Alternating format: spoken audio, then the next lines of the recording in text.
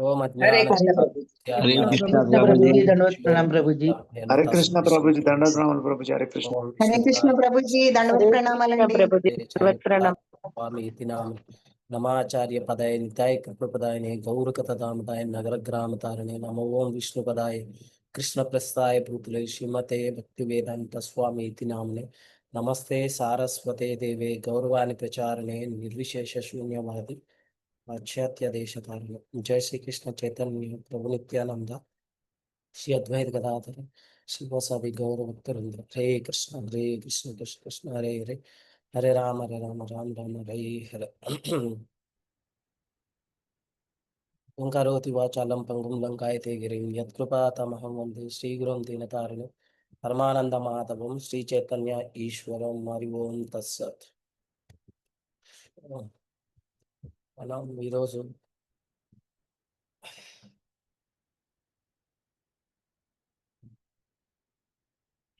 ఇంద్రియాలను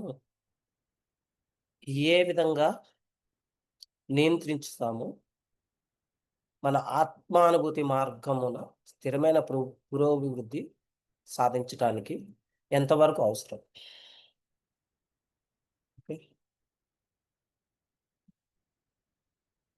భగవద్గీతలో మనకి ఇదే అధ్యాయంలో మెన్షన్ చేస్తున్నారు ఇంకా, మరియు మనకి ఉపదేశామృతంలో కూడా ఏ విధంగా ఉంది, ఇంద్రియాలను అవి మనల్ని ఏ విధంగా ఇన్ఫ్లుయెన్స్ చేస్తాయని చెప్పేసి.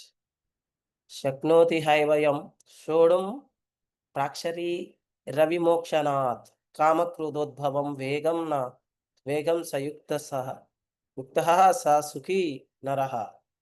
అంటే ఈ వర్తమాన దేహమున విడుచుటకు పూర్వమే ఎవడు భౌతికేంద్రియ ప్రేరణములను సహించగలుగునో, కామక్రోధముల తీవ్రతను నిరోధింపజాలునో, అతడే దివ్యస్థితి అందున్న అట్టువాడై ఈ జగత్తునందు సౌఖ్యవంతుడు కాగలడు. ఏం చెప్తున్నారు? ఆత్మానుభూతి మార్గమున స్థిరమైన పురోభివృద్ధి పొందుగారు వాడు భౌతిక ఇంద్రియము వేగములను నియంత్రించుటకు యత్నింపవలెను. భౌతిక ఇంద్రియాలను వాటి యొక్క వేగములను నియంత్రించుటకు ప్రయత్నించగలరు. మనకు అదే కదా నెక్టర్ ఆఫ్ ఇన్స్ట్రక్షన్ ఏం చెప్పారు?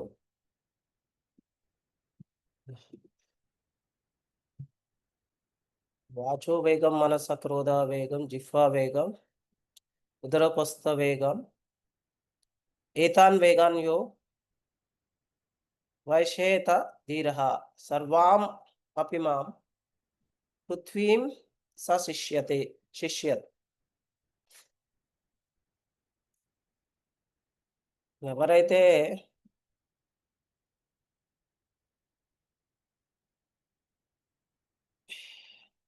ఈ యొక్క మాట్లాడటానికి కానీ, లేదంటే యొక్క మనస్సు కోరికలను కానీ, వాటి నుంచి వచ్చేటువంటి పర్యవసానాలు కానీ, అంటే కోపం కానీ, ఇంకా కోరికలు కానీ, మరియు యొక్క జిహ్వం కానీ, మరియు మన పొట్ట, ఇంకా ఇంద్రియాలు కానీ, ఎవరైతే వీటిని జయిస్తారో వారికి అన్ని ప్రదేశాలలో కూడా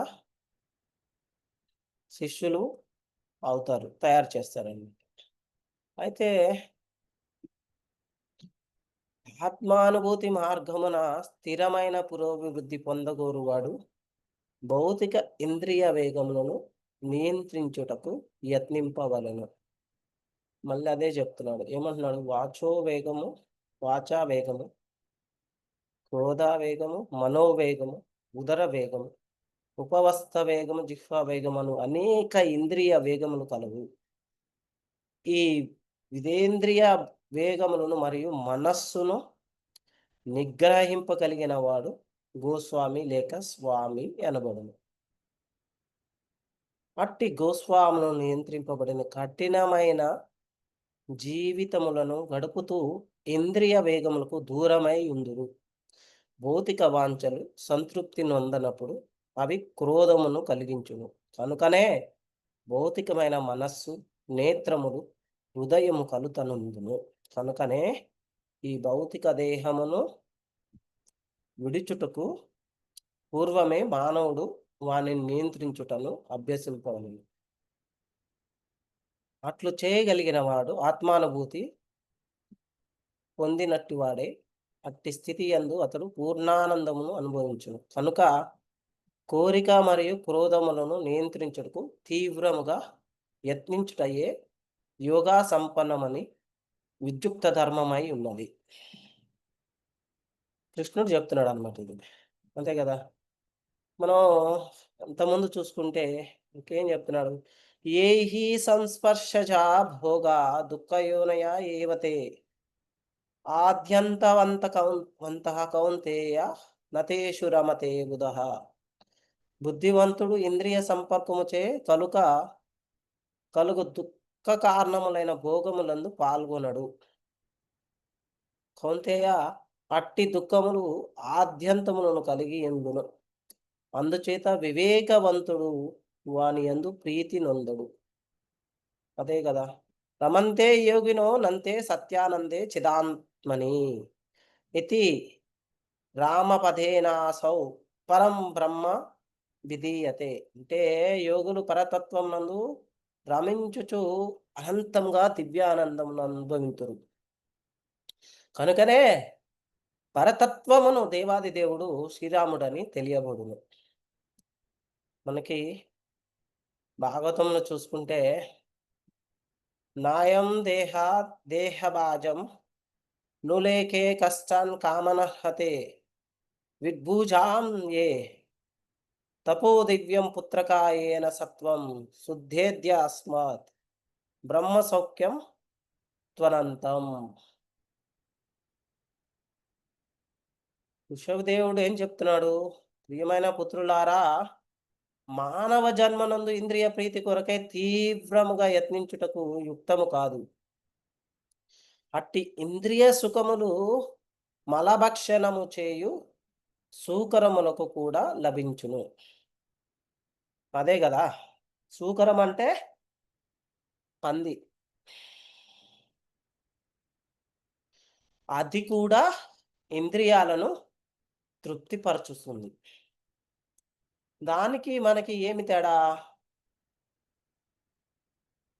దానికి బుద్ధి లేదు, అది బుద్ధిహీను. మనకి బుద్ధి ఉన్నది, మనకు తెలుసు మంచేదో చెడేదో. సో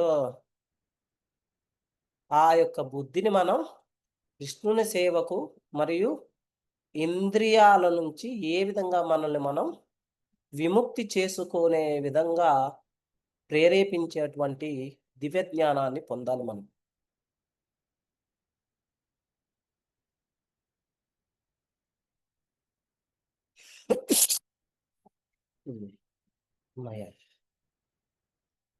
అట్టి ఇంద్రియ సుఖములు ఏం చెప్తున్నాడు? మలభక్షణము. అయితే ఈ జీవిత మనుగడను శుద్ధి చేయు తపస్సును మనం చేపట్టవలను. తత్ఫలితంగానే అనంతమైన ఆధ్యాత్మిక మనందు ఆనందంను అనుభవించగలం.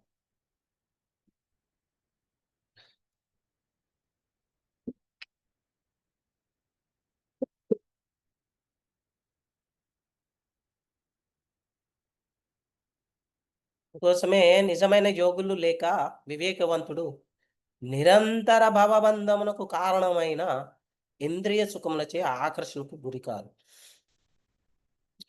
మానవుడు భౌతిక విషయ సుఖముల పట్ల ఎంత అధికంగా ఆసక్తిని పెంచుకొనునో అంత అధికంగా భౌతిక దుఃఖములందు బంధింపబడును.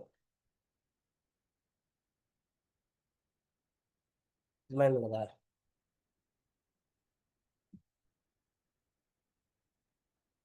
అయితే సమానత్వము మరియు ఏకత్వములతో కూడిన మనస్సు కలవారు జనన మరణ స్థితులను జయించినట్టు వారై ఉందరు.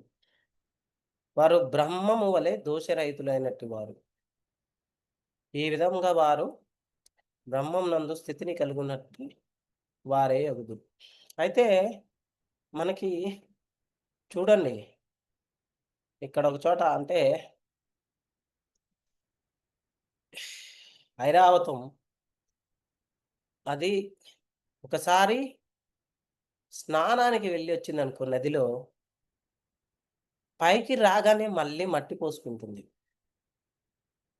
సో ఎవరైతే ఇంద్రియ తృప్తి కొరకు తాపత్రయపడుతూ ఉంటారో వారు ఖచ్చితంగా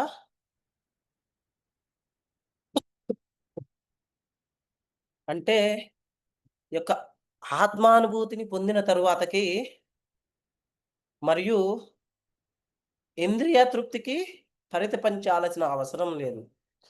ఎవరికైతే జ్ఞానం లేదో ఈ యొక్క ఏనుగు వలె మళ్ళీ మనం ఈ యొక్క భోగ ప్రాప్తి కొరకు పరితపిస్తూ ఉంటాము.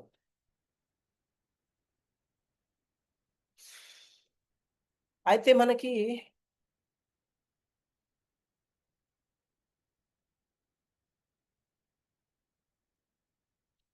శ్రీకృష్ణ భగవానుడు దివ్యమైన పరతత్వమును గీతా జ్ఞానమంతయు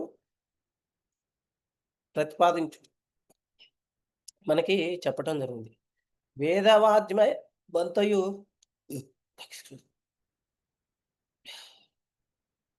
ఈ విషయమనే తెలుపుచున్నదన్నమాట. పరతత్వం అనగా పరమ సత్యమని భావము. పరతత్వము నెరిగిన వారే దానిని నిరాకార బ్రహ్మము, పరమాత్మ, భగవాను నడి తత్వములుగా అవగాహన చేసుకొనగలరు. పరతత్వ విషయమున భగవానుడు లేక దేవాది దేవుడే చరమానుభవము భగవానుకు మించినది మరొకటి లేదు. కనుకనే భగవానుడు మనకి 7వ అధ్యాయం ఏం చెప్తున్నాడు? మత్త పరతర నాణ్యత్ కించితస్తి ధనుంజయ. అర్జునా, నాకంటే పరతరమైనది మరొకటి లేదు అని బోధిస్తున్నాడు. నిరాకార బ్రహ్మం కూడా శ్రీకృష్ణుని పైనే ఆధారపడి ఉన్నది. బ్రాహ్మణో హి ప్రతిష్టాహం 14వ అధ్యాయంలో చూసుకుంటే అదే కదా చెప్పేది. అన్ని విధముల శ్రీకృష్ణుడే పరతత్వమును ఎవరి మనస్సు, బుద్ధి, విశ్వాసము, ఆశ్రయము సదా శ్రీకృష్ణుని అందే నెలకొని యుండునో ఎవరు సంపూర్ణ కృష్ణ చైతన్యము కలవారై ఉండురు వారు నిస్సందేహముగా అపోహల నుండి పూర్తిగా తొలగింపబడి కల్మషరహితులై పరతత్వమునకు సంబంధించిన సర్వ విషయముల ఇందును పరిపూర్ణ జ్ఞానం కలవారై యుందురు. కృష్ణ చైతన్యవంతుడు శ్రీకృష్ణుని యందు వివిధ తత్వములు కలవని ఏకకాలమున నిరాకారము మరియు సాకారము సంపూర్ణంగా అవగతము చేసుకునగలను. అట్టి దివ్య జ్ఞానంతో మానవుడు ముక్తి మార్గమున నిశ్చలమైన పురోభివృద్ధిని సాధించగలడు. మనకేం చెప్తున్నాడు? అదే కదా, విద్యా వినయ సంపన్నే బ్రాహ్మణే గవిహస్తిన సునిచైవ స్వపాకే చ పండిత సమదర్శిన. వినమ్రులైన పండితులు యథార్థమైన జ్ఞానమును కలిగిన వారు ఒకటచే విద్యా వినయములతో కూడిన బ్రాహ్మణుని, గోవును, ఏనుగును, సునకమాంసము తిను వానిని చండాలుని సమదృష్టితో వీక్షింతురు. అది అయితే మనకి మానవుడు అజ్ఞానము నశింపజేయు జ్ఞానముచే ప్రకాశవంతుడైనప్పుడు పగటిపూట సూర్యుడు సర్వమును ప్రకాశింపజేయునట్లు అతని ధ్యానము సర్వమును వ్యక్తపరుచును. ఏం చేయాలి? శ్రీకృష్ణుని విస్మరించిన వారు నిశ్చయముగా మోహనముకు గురగుదురు.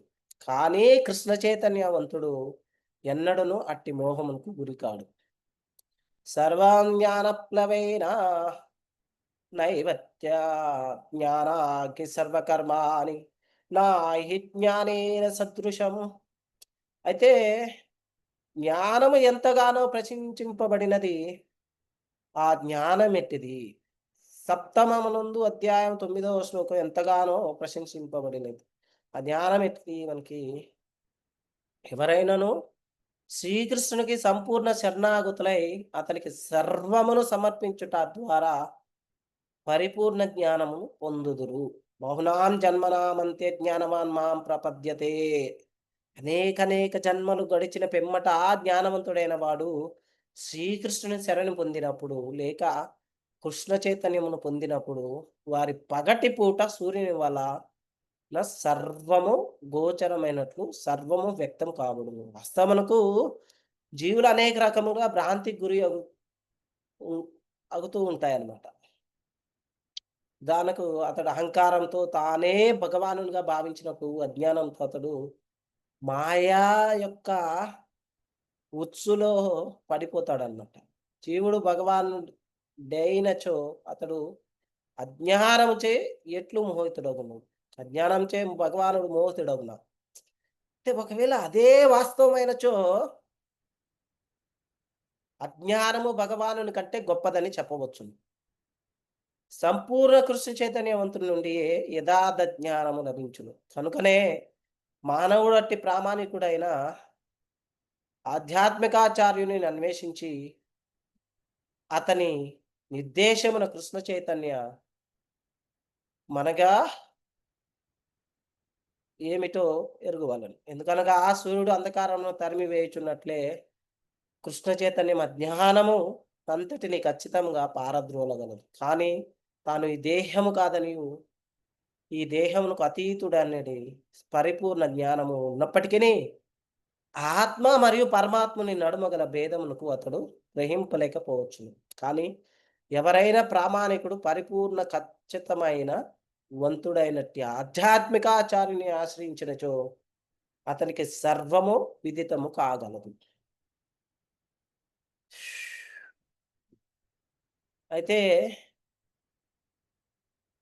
మనకి పదచ్ఛేదం మనకి శక్నోతి అంటే సమర్థుడు. హీం నిజంగా ఎవరైతే చూడు తట్టుకోగలుగుతారో ప్రాక్ శరీర విమోక్షణాత్ శరీరాన్ని విడిచే ముందు కామం క్రోధం ఉద్భవం వేగం భవించే వేగాన్ని సహా ఆయన యుక్తం యోగి సకీనరహ సుఖం ఉండే మనిషి. అయితే ఎవరైతే శరీరము విడిచే ముందు కామం క్రోధం అంటే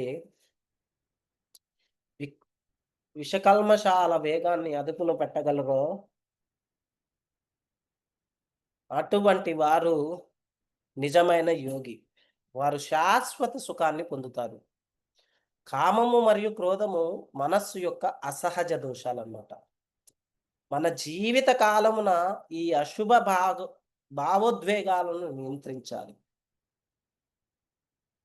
ఏ విధంగా మాట్లాడుకుంటాం? యోగి ఎవరు? భగవంతుని నిత్య భక్తితో జీవించేవాడు. ఇంద్రియా నియమం లేకుండా యోగ సాధ్యం కాదనమాట.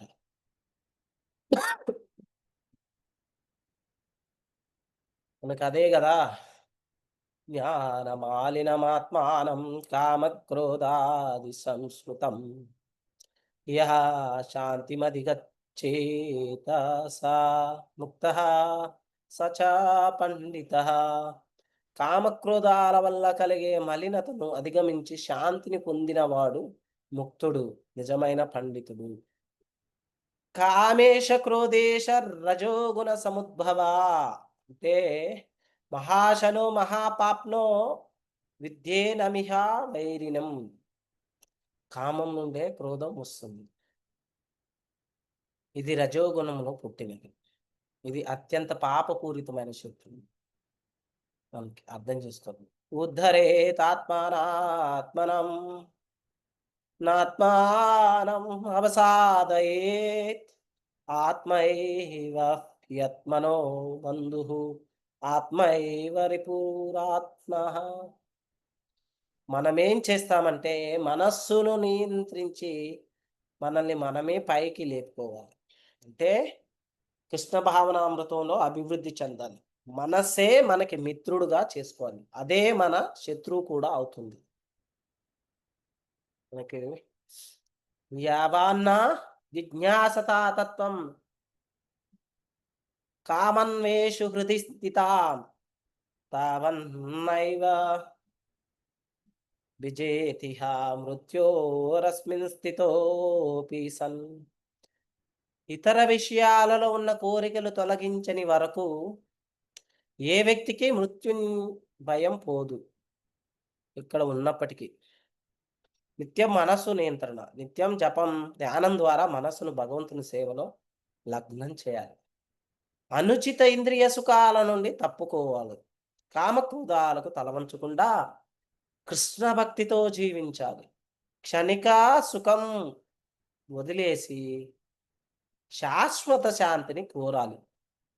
అంటే వేగంగా కలిగే కోపం కానీ, అభిమానం, అసూయ వంటి వాటిని గమనించి త్యాగ బుద్ధితో వీటిని అధిగమించాలి.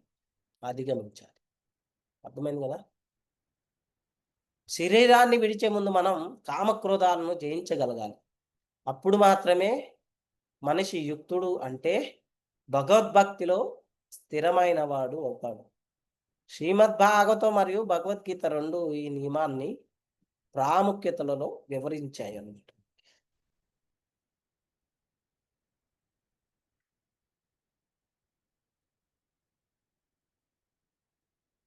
అయితే మనకి భగవద్గీత కూడా ఏం చెప్తుంది? భగవద్గీత అంతా కూడా కృష్ణుని మార్గమధ్యం చేసుకొని వారే దేవాది దేవుడు అని చెప్పటం జరుగుతుంది. అయితే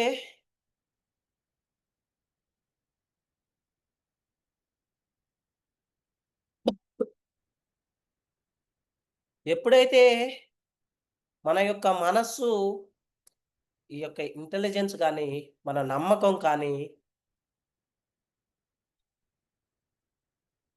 వీటిని అన్నిటిని కూడా కృష్ణుని యందు నిమగ్నం చేసి కృష్ణ సేవకు అంకితం చేసినట్లయితే మన యొక్క కృష్ణ భావనామృతం అనేది ఎటువంటి సందేహం లేకుండా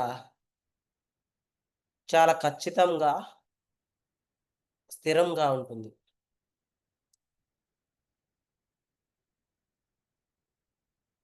అయితే కృష్ణ భావనామృతంలో అర్థం చేసుకోవాల్సింది ఏంటి? మనం భిన్నత్వంలో ఏకత్వం. ఎలా? కృష్ణ ఉన్నారు,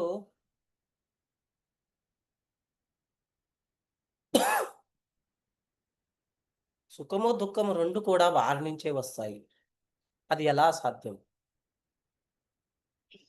ఎందుకంటే ఆయన భగవంతుడు కాబట్టి ఆయన ఏదైనా సాధ్యం చేయగలడు. అర్థమైంది కదా?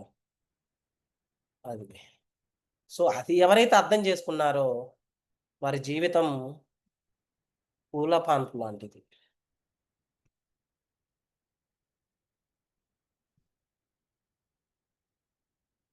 మనకి అదే కృష్ణ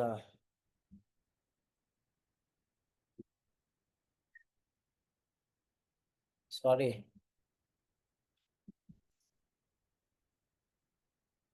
నాకు ఫీవర్ ఉందన్నమాట నిన్న నుంచి.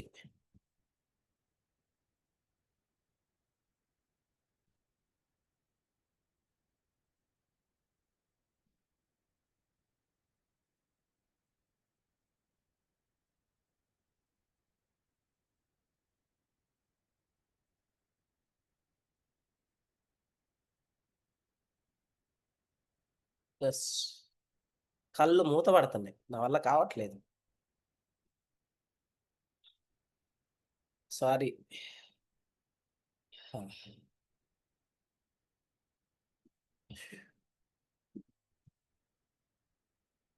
కోల్డ్ అన్నమాట మనకి.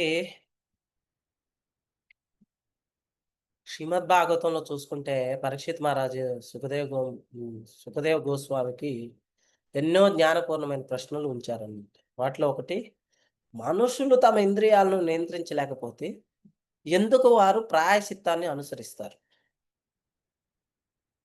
ఉదాహరణకు ఒక దొంగకు తన దొంగతనాన్ని శిక్ష పడవచ్చు. ఒక్క సెకండ్ ఉండండి.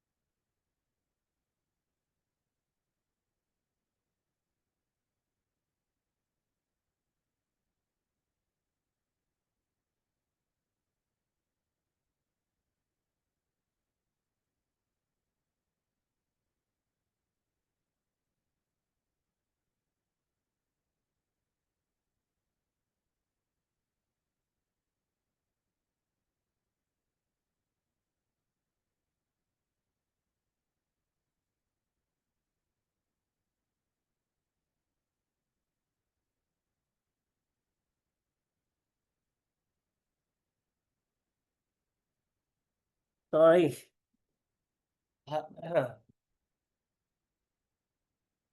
ఉదాహరణకు ఒక దొంగ తన దొంగతనానికి శిక్ష పడొచ్చు అనే విషయం బాగా తెలుసు.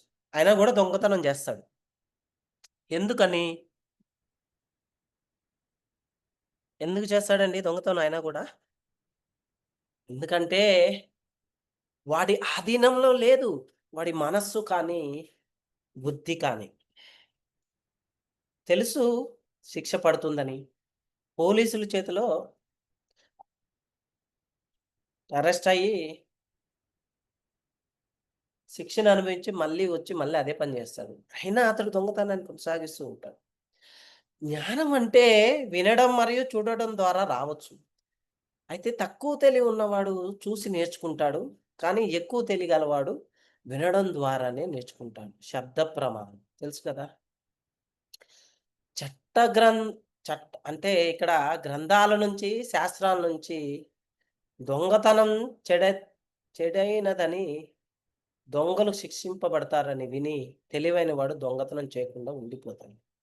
తక్కువ తెలివి ఉన్నవాడు ముందు శిక్షను అనుభవించి తర్వాత ఆచరణ మార్చవలసి వస్తుంది. కానీ మూర్ఖుడు వినినా, చూసినా, శిక్ష అనుభవించినా కూడా దొంగతనాన్ని మానడు. ఇలాంటి వాడు జైల్లో శిక్ష అనుభవించినా బయటకొచ్చిన వెంటనే మళ్ళీ దొంగతనాన్ని కొనసాగిస్తూ ఉంటాడు. అన్నీ జైలు శిక్షనే ప్రాయశ్చిత్తంగా భావిస్తాడు. అటువంటి ప్రాయశ్చిత్తానికి ఉపయోగం ఏంటి? మనకి పరీక్షిత్ మహారాజ్ అదే చెప్తున్నారు.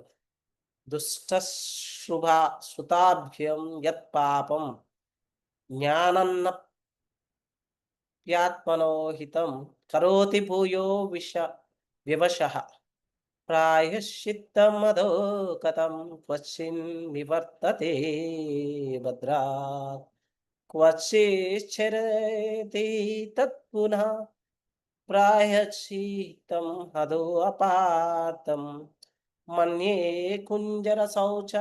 చెప్పాను కదా, కుంజర శౌచం అంటే ఐరావతం స్నానం అన్నమాట. ప్రాయశ్చిత్తానికి ఏనుగు స్నానం వంటి వ్యర్థ కార్యంగా అభివర్ణించాడు పరీక్షిత్ మహారాజు.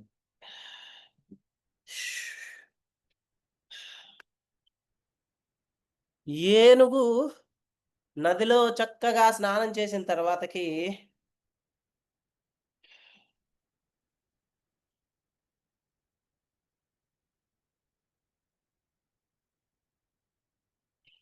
ఉంచండి, ఉన్నంత ఒక్కసారి వేడెక్కిపోయింది.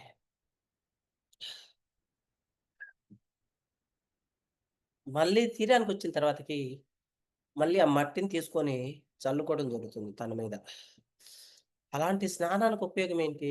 అలాగే చాలామంది భక్తులు హరే కృష్ణ మహామంత్రం జపిస్తూ ఒకవైపు అనుచితమైన పాప కార్యాలు చేస్తుంటారు. జపం వల్ల ఆ పాపాలు తొలగిపోతాయని తలచి, ఇది 10 రకాల నామాపరాధంలో ఒకటి. నామ్నో బలాధ్యస్య హి పాపబుద్ధి అంటే మహామంత్ర జపబలంతో పాపాన్ని చేయొద్దండి. క్రైస్తవుల్లో చూడండి, మరి పాపాలను పూజారికి ఒప్పించి తాము పాప విముక్తులు అవుతామనే భావనతో ప్రతి ఆదివారం చర్చికి వెళ్తారు. పాపను నివృత్తిని చేస్తారు. కానీ సోమవారం నుండి మళ్ళీ అదే పాపకార్యాలు మొదలవుతాయి. ఇలా ప్రతి వారం పాపాలు చేసి ప్రాయశ్చిత్తం పేరుతో శుద్ధత పొందుతామని భావించడం. పరీక్షిత్ మహారాజు ఈ విధమైన ప్రాయశ్చిత్తాన్ని ఖండించారు. సుఖదేవ్ గోస్వామి కూడా పరీక్షిత్ మహారాజు వ్యాఖ్యను సమర్థించారు. ఎందుకంటే పాపం చేసిన తర్వాతే పుణ్యకార్యాన్ని చేయడం వల్ల అది రద్దు కాదు. మనం ఇంతకు ముందు కూడా మాట్లాడుకున్నాం. గత 2 సెషన్స్‌లో. అంటే నేనిచ్చినప్పుడు. నిజమైన ప్రాయశ్చిత్తం అంటే మన లోపల నిద్రిస్తున్న కృష్ణ భావనను మేల్కోవాలి. సత్యమైన ప్రాయశ్చిత్తం మనకు నిజమైన జ్ఞానాన్ని ఇచ్చేది అయి ఉండాలి. దీనికి ఒక నియమిత విధానం ఉంటుంది. మనం ఒక శుద్ధత విధానాన్ని అనుసరిస్తే మనం వ్యాధులకు గురి కాబోము. అలాగే ఒక మనిషిని మొదటి నుండే నియమపూర్వకంగా శిక్షించాల్సిన అవసరం ఉంటుంది. అది తపస్సు. తపస్సు ద్వారా మనం నిదానంగా నిజమైన జ్ఞానాన్ని, కృష్ణ చైతన్యాన్ని పొందవచ్చు. తపస్సు అంటే బ్రహ్మచర్యం, సంయమనం, మనస్సు నియంత్రణ, ఇంద్రియ నియంత్రణ, ధనాన్ని దానంగా ఇవ్వడం, నిజాయితీగా ఉండడం, శుభ్రంగా ఉండడం, యోగాసనాలు ఆచరించడం ఇవన్నీ. కానీ ఎవరికైనా ఒక శుద్ధ భక్తుని సాంగత్యం లభిస్తే అతడు యోగ పద్ధతులన్నిటిని అధిగమించి సులభంగా కృష్ణ భక్తిలో ప్రవేశించగలడన్నమాట. అందుకోసం రూప గోస్వామి మనకి ఒక సులభమైన మార్గాన్ని ఇచ్చారు. నియమిత జీవితం అంటే అక్రమ లైంగిక సంబంధాల నిరాకరణ, మాంసాహార నిరాకరణ, మత్తు వలన దూరంగా ఉండడం, జూదం నివారణ, ఆచార్యుని మార్గదర్శనంలో భగవంతుని సేవ. మొదట మాట్లాడే శక్తిని నియంత్రించాలి. వాచోవేగం. మనందరికీ మాట్లాడే స్వేచ్ఛ ఉంది. అవకాశం వస్తే నానా విధమైన విషయాలు మాట్లాడుతాము. కానీ కృష్ణ సంబంధమైన విషయాలు మాట్లాడకపోతే మిగతా అన్నీ అప్రయోజనమే. ఒక బల్లి పాడుతున్నట్టు మూర్ఖులు మాట్లాడుతారు. అది పామును ఆహ్వానించడమే. అలాగే అజ్ఞానం ఉన్న మనుషులు చూడండి, కప్ప ఏం చేస్తుంది? వానాకాలంలో ట్రర్ టక్ టక్ ఎంత లేనిపోని ఇబ్బందులు కొని తెచ్చుకుంటుంది. ఏమని? నేను ఇక్కడే ఉన్నాను, రండి రండి, వచ్చేసి నన్ను ఆస్వాదించండి అని చెప్పేసి. అర్థమైంది కదా? బల్లి కూడా అంతే, టిక్ టిక్ టిక్ టిక్ పాడుతూ ఉంటుంది. ఒకవేళ పాము ఉంటే బల్లిని పట్టేసుకుంటుంది. అయితే అలానే అజ్ఞానం ఉన్న మనుషులు మాటలు కూడా మృత్యువును ఆహ్వానించటమే. మాట్లాడే శక్తిని నియంత్రించడం అంటే మౌనం కాకుండా కృష్ణ కథలో నిమగ్నం కావడం. రూప గోస్వామి చెప్పిన నియమిత పద్ధతిలో ఇది చాలా ముఖ్యమైనది. భగవంతుని నామం, రూపం, గుణాలు, లీలలు వీటిని వాచ అంటే అంటే మాట ద్వారా గావించడమే నిజమైన నియంత్రణ. కృష్ణకథ ప్రచారం చేసేవారు మృత్యువుకు అతీతుడు. ఇదే మాటల నియంత్రణ యొక్క అసలైన అర్థం. అర్థమైంది కదా? కృష్ణ సూర్య సమమాయా అంధకార యహాన్ కృష్ణతః నాహి మాయార అంధికార. అయితే కృష్ణ సూర్యుడు లాంటి వాడు అనమాట. మాయ అంధకారం లాంటిది అనమాట. ఎప్పుడైతే సూర్యుడు వస్తాడో అక్కడ అంధకారానికి తావులేదు. ఇక్కడ ఉందండి అంధకారానికి సూర్యుడు ఉన్నప్పుడు? ఎక్కడ? మనం మాట్లాడాల్సిన అవసరమే లేదు. సో కృష్ణ మన మనస్సులో ఆల్రెడీ ఉన్నారు. అంటే పాసిబిలిటీ ఏంటంటే మైండ్ మనస్సుని మాయ ఎప్పుడు కూడా ప్రేరేపిస్తూ ఉంటుందన్నమాట. ఎవరైతే యోగిక్ ప్రాసెస్ లో ఉంటారో ఈ యొక్క దేహానికి సంబంధించినటువంటి ఆలోచనలు బాగా వస్తూ ఉంటాయి. అదిగా మనల్ని తప్పుదారికి తీసుకెళ్తూ ఉంటాయి. ఇంకా ఏం చేస్తాయి, మన మనస్సులో అంటే మెదడులో ఒక ఆత్మన్యూన్యతను సృష్టించడం జరుగుతుంది. వ్యాక్యూమ్ అంటే అదే దేహం చేసేటువంటి ఒక అంటే ఈ యొక్క మనస్సు కూడా దానికి ప్రేరేపితమై ఇలా ప్రేరేపిస్తుంది. ఓకే, అయితే శాంతి వెలకట్టలేని సంపద. శాశ్వత శాంతి కోసం మనస్సును కృష్ణ సేవలో నిమగ్నం చేయాలి.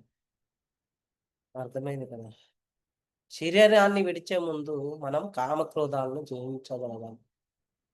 అప్పుడు మాత్రమే మనసి యుక్తుడు అంటే భగవద్భక్తిలో స్థిరమైన వాడవుతాడు.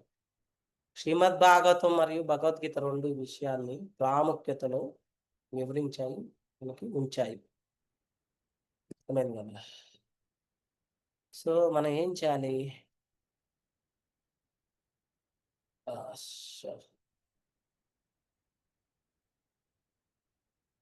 గోవింద, ఆత్మానుభూతి మార్గమున స్థిరమైన పురోభివృద్ధిని పొందగోరటం భౌతిక ఇంద్రియ వేగములను నియంత్రించుటకు యత్నింపవలెను. అది